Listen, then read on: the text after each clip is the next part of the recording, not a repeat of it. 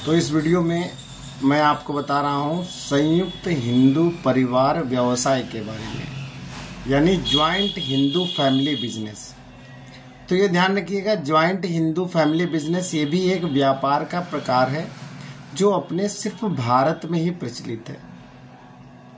जैसा कि इसके नाम से आप देख रहे होंगे, हिंदू परिवार व्यवसाय, यानी कि ये जो व्यवसाय है वो केवल हिंदुओं के द्वारा ही किया जा सकता है और ऐसा जो व्यापार है वो हिंदू अधिनियम के द्वारा संचालित होता है। उसकी जो भी रूल्स एंड रेगुलेशंस होते हैं वो इस पे लागू होते हैं।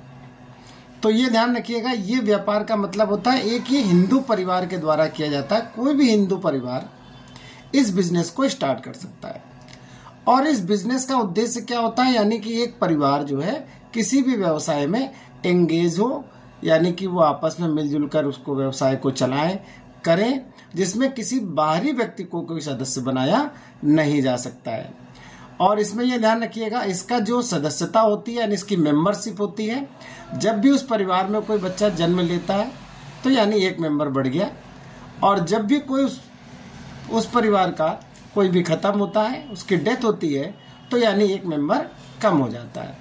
और इसकी सबसे बड़ी विशेषता ये है कि इसका जो अस्तित्व होता है, एग्जिस्टेंस होता है, वो फिक्स्ड होता है, स्थायी होता है, यानी कि हमेशा चलता रहता है। जिस प्रकार कंपनी का होता है उसी प्रकार इसका भी होता है, यानी कंपनी के मेंबर आते हैं जाते हैं लेकिन कंपनी चलती रहती है। वैसे ही ज्वाइंट हिंदू फैमिली बिजनेस यानी कि संयुक्त हिंदू परिवार व्यवसाय में भी सदस्य आते हैं जाते हैं लेकिन व्यवसाय कभी बंद नहीं होता है, वो हमेशा चलता रहता है। और ये ध्यान रखिएगा, इसका जो भी प्रबंध करता है उसे हम कर्ता कहते हैं। ये ध्यान रखिएगा, कर्ता हिंदी हो या इंग्लिश, दोनों में ही उसे कर्ता कहा जाता है। कर्ता जो होता है प्रायः वो उस फैमिली का सबसे वरिष्ठ सदस्य होता है, सबसे बड़ा सदस्य होता है। जैसे हमारे यहाँ अगर मान लीजिए बाबा है तो बाबा उसके कर्ता माने जाएंगे उस पारिवारिक व्यवसाय के, और अगर बाबा नहीं है तो पिताजी फिर उसके सदस्य माने जाएंगे, यानी कर्ता माने जाएंगे। और इसमें ये ध्यान रखिएगा कि जो कर्ता होता है यानी मुखिया होता है वही सारा नियंत्रण रखता है, वही सारा कंट्रोल रखता है, सारे डिसीजन करता ही करता है। और उसके बाद जो अलग दूसरे मेंबर होते हैं वो उनका जो लायबिलिटी होती है वो सीमित होती है, लेकिन जो कर्ता होता है उसकी लायबिलिटी यानी कि दायित्व असीमित होता है। और जहां तक लाभ की बात है तो ध्यान रखिएगा, इस पारिवारिक जो व्यवसाय में पूरा लाभ जो होता है वो कर्ता का होता है। कर्ता अपने हिसाब से पूरा उस व्यवसाय को चलाता है और लाभ जो है वो पूरे सदस्यों में जितने भी सदस्य हैं उनमें कोई डिस्ट्रीब्यूट नहीं होता है, ना कोई सदस्य इसकी मांग कर सकता है। लेकिन जो उसके सदस्य हैं इस पारिवारिक व्यवसाय के संपत्ति में अपना हिस्सा मांग सकते हैं। तो ये ध्यान रखिएगा, ये संयुक्त हिंदू परिवार के बारे में जानकारी थी जो मैंने आपको दी, शायद आपको समझ में आया होगा।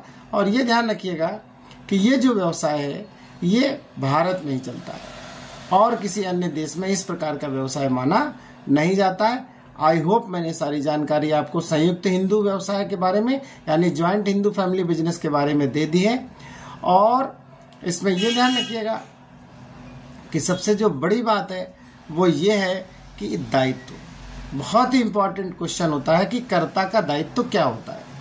कई बार क्वेश्चंस में पूछा गया है कि कर्ता का दायित्व कैसा होता है। तो कर्ता का जो दायित्व होता है यानी कि लायबिलिटी होती है वो अनलिमिटेड होती है और बाकी जितने मेंबर्स होते हैं उनकी लिमिटेड होती है।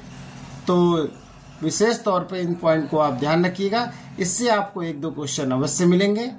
ओके, मिलते हैं एक नए वीडियो के साथ। ओके, चैनल को सब्सक्राइब करें और अपने दोस्तों के साथ शेयर करें जिससे उनको भी इस वीडियो से फ़ायदा मिल जाए।